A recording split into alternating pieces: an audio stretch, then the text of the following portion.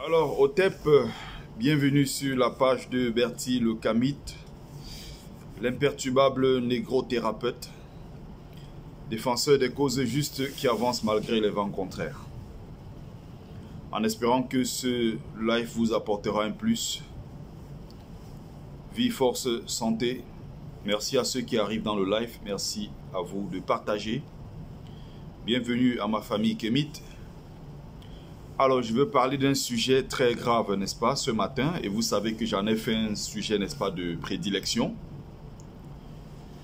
Et voilà, pour faire simple et très vite. Donc, merci à ceux qui me rejoignent. Partagez le live, invitez les autres. Partagez, invitez les autres. Les likes et les cœurs, vous savez comment ça fonctionne. Donc, c'est un sujet très très grave. Et en tant que Camerounais, qui vivait comme ça avant sans jamais tenir compte des particularismes tribaux, des ethnies, des choses comme ça. On a longtemps vécu voilà, sans toutefois tenir compte de ce genre de choses. Et à partir de 2018, moi personnellement, jusque-là en 2018, je n'observais pas, il y a des trucs, je ne prêtais pas attention du tout. Et là, j'ai vu s'abattre une telle haine, une haine indescriptible contre les Bamileke, c'est-à-dire contre mon peuple. Et depuis ce moment, j'ai commencé à me poser des questions.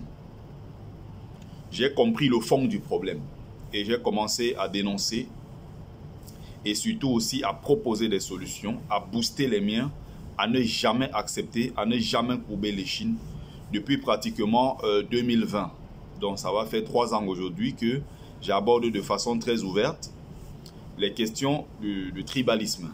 Et notamment en ce qui concerne le peuple bamileke et mes frères, n'est-ce pas, qui sont victimes, qui ont même d'ailleurs, pour éviter un certain nombre de stigmatisations, fondu dans d'autres communautés pour éviter de se présenter comme des bamileke. Donc pour moi, c'est un sujet très important, c'est un sujet très grave.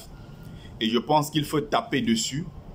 Et pendant très longtemps, il faudra le faire, sensibiliser sur les dégâts du tribalisme, parce que ça a été le point fort pendant 41 ans de gouvernance de Paul Biya. Donc, quand j'insiste dessus, ce n'est pas le fruit d'un hasard. Merci à ceux qui nous rejoignent. Surtout, partagez le direct. Donc, autour d'une conversation, n'est-ce pas, avec un frère de l'Ouest, qui se plaignait. Et quand il se plaint, je prends le temps de l'écouter. C'est quoi ces plaintes? J'ai sorti mon argent, je suis en Europe ici, j'ai travaillé pendant beaucoup d'années, j'ai fait mes économies. J'ai acheté 40 hectares de terre en pays Bassa. J'ai embauché les gens à l'intérieur, les gars du village Bassa qui travaillaient là-bas. Et le problème arrive parce que le Bamileke est foncièrement détesté. On ne veut pas du Bamileke. Et on a commencé à dire d'ailleurs qu'il fallait laisser cette terre-là partir alors que moi j'ai acheté. Ils ont perçu de l'argent, ils ont fait des documents, mais malgré cela, on me dit que je dois laisser ma terre que j'ai achetée avec mon argent. Il faut retourner chez moi à l'ouest. Je l'écoute. Et quand il fallait le chasser, il fallait tomber derrière lui et tout pour dire que non, on ne revient plus jamais ici. Ceux-mêmes qu'il a embauchés et qui travaillaient avec lui, se sont joints aux autres villageois pour dire qu'il fallait qu'ils partent. Parce qu'il est Bamileke tout simplement. Parce qu'en pays Bassa, il n'est pas chez lui. Il doit retourner à l'ouest. Partagez le direct et invitez les autres. C'est important. Donc voilà pour moi quelque chose de très grave qui arrive encore dans notre pays en 2023.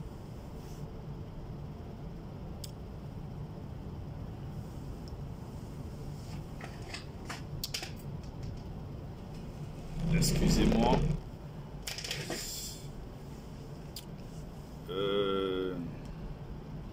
La connexion est un peu mauvaise. Non, c'est pas la connexion qui est mauvaise, je viens de vérifier.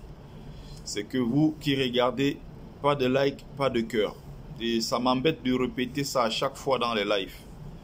Vous suivez, vous savez comment ça fonctionne. Pour permettre que je termine un live qui va durer maxi 15-20 minutes. Juste de temps en temps, un petit like, un petit cœur. Et vous partagez, c'est tout ce que je demande. Et c'est un sujet très important. Qui te concerne, qui me concerne.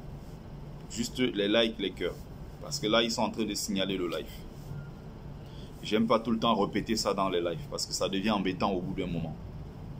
C'est à vous de prendre conscience que le live est important. Et de temps en temps, tac, tac, tac, vous suivez. Après, tac, tac, tac, voilà. Et également, passer les commenter. Hein, il faut commenter, il faut participer. Il faut rendre le live, n'est-ce pas, vivant. Donc, parce qu'il n'est pas Bamileke, il ne peut pas avoir une terre de l'autre côté. Il faut qu'il retourne chez lui. Voilà ce qui est grave dans notre pays. Pendant ce temps, l'État qui possède le plus de terres dans notre pays et en Afrique en général, c'est le Vatican.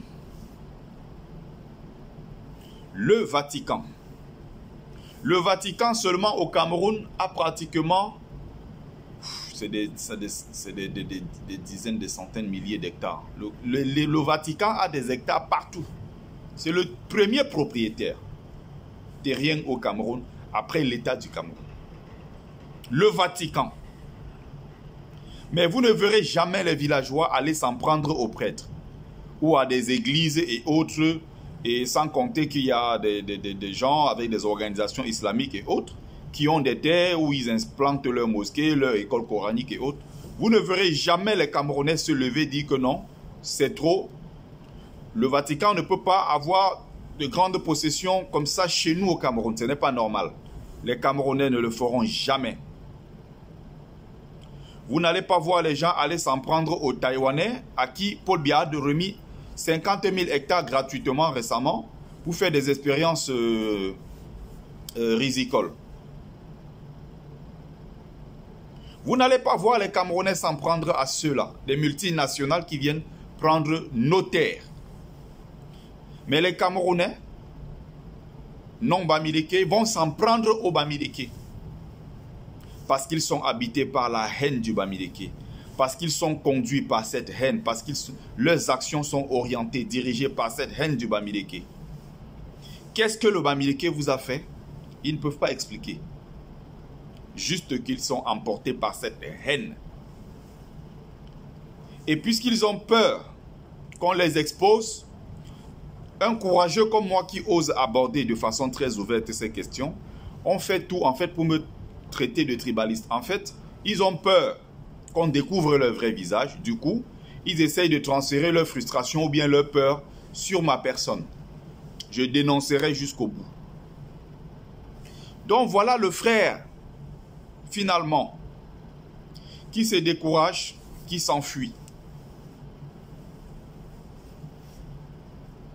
Et même, je lui pose la question. Et tu penses que est-ce que tu penses que fuir, c'est vraiment la solution? Parce qu'au Cameroun, nos parents Bamileke, l'éducation qu'ils nous ont donnée est obsolète. Nous sommes en guerre. C'est une guerre à distance.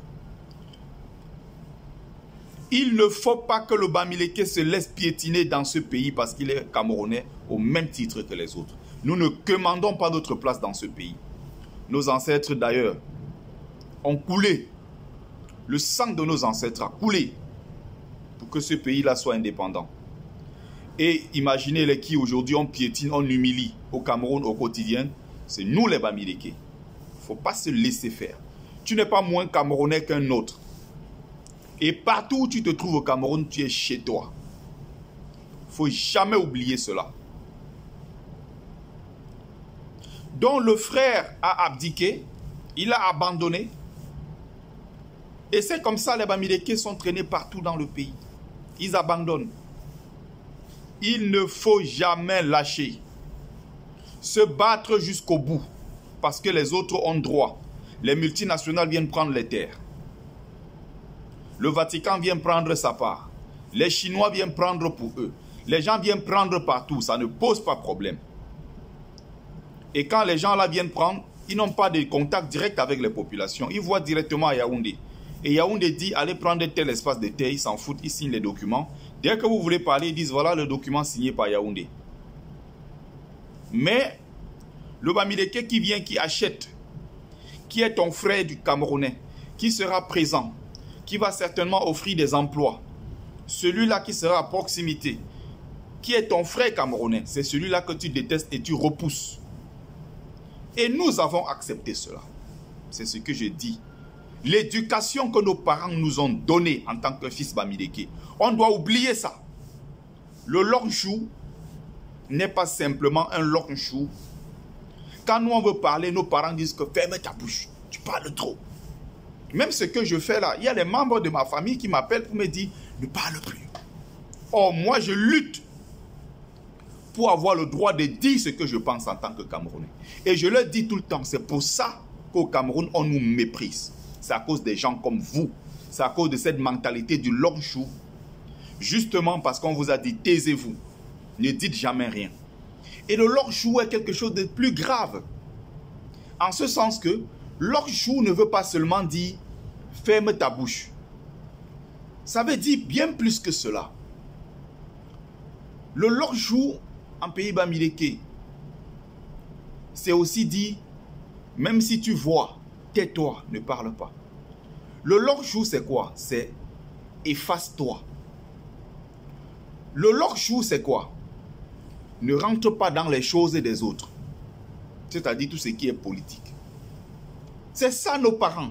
Et jusqu'aujourd'hui, on voit encore les parents Bamileke qui éduquent leurs enfants en leur disant que les choses des côtiers, là, laissez-les avec. Ne fais pas la musique, ne joue pas au football, n'entre pas dans l'armée, n'entre pas dans l'administration camerounaise. Ça ne te sert à rien, c'est les choses des autres. Si on te parle, fuis-toi les problèmes. Lonchou, voilà notre problème. Voilà l'éducation qu'on a donnée au Bamileke.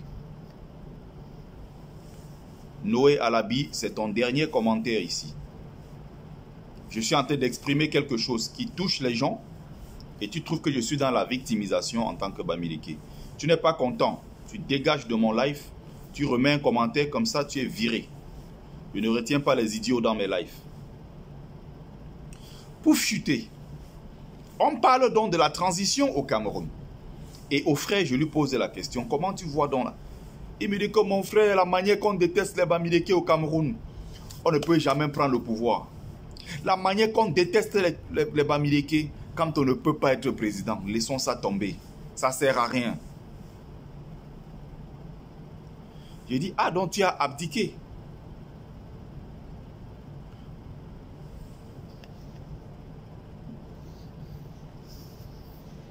Il y a l'idiot là que je dois... L'idiot de Noël Alabi, quoi là, que Noé, je dois bloquer.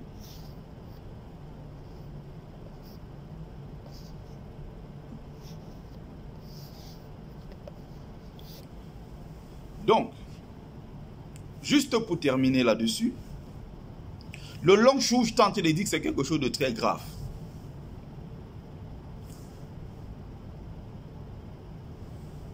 Non, j'ai fait une erreur. Voilà. Voilà ce que je voulais. C'est bon, je l'ai viré. J'étais en train de dire ceci. Il me dit ceci. Écoutez bien. Partagez s'il vous plaît. Voilà le Bamileke typique. Mais puisque les autres ne veulent pas de nous, on va alors faire comment? Quand on ne peut pas prendre le pouvoir, il faut qu'on accepte ça. Je lui ai dit, il faut qu'on accepte ça. Donc on est moins Camerounais que les autres. Les autres peuvent être présidents et pas nous. C'était l'un des projets, d'ailleurs, de Penda Ekokapé à son âme, qui avait été clair sur la question. Sachant que Kamto ne peut pas être président parce qu'on n'aime pas les Bamileke au Cameroun, il faut que Kamto s'écarte. Lui, il va récupérer les membres du MRC ou bien il va passer pour être le nouveau boss du MRC. et aller aux élections gagner parce qu'il aurait plus de chances du fait qu'il ne soit pas Bamileke. Il faut lutter contre cette mentalité. Je m'adresse ici au Bamileke en tomate. Vous êtes un danger pour notre peuple. Je m'adresse ici au Bamileke sans caleçon. Vous êtes un danger pour notre peuple. J'ai discuté encore avec notre avant-hier.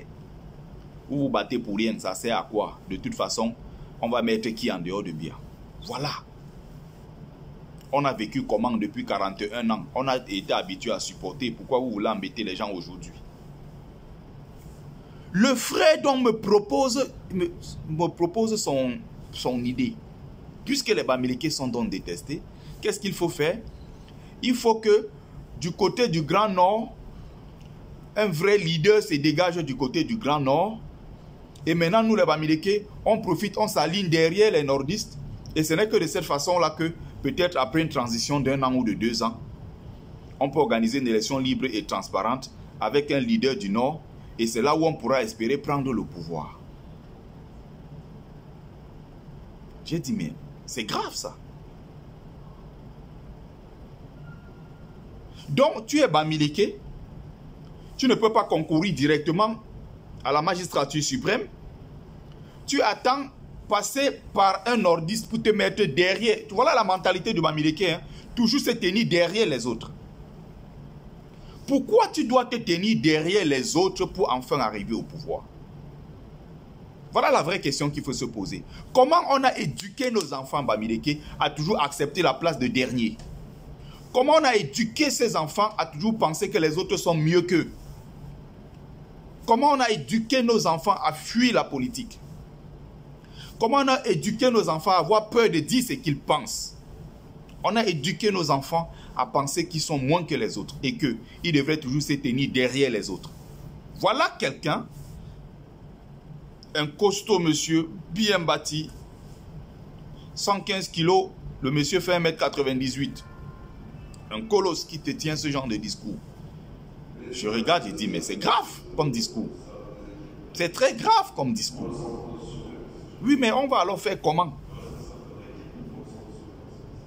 On va alors faire comment? La seule solution, parce que quand tu es Bamileke, on ne veut pas de lui, on va alors faire comment? La seule chose seulement, c'est que si un leader du Nord se lève, nous tous les Bamileke, on s'aligne derrière le leader du Nord en espérant qu'il y aura une transition. Et maintenant, si on va aux élections démocratiques, Kamto pourrait gagner.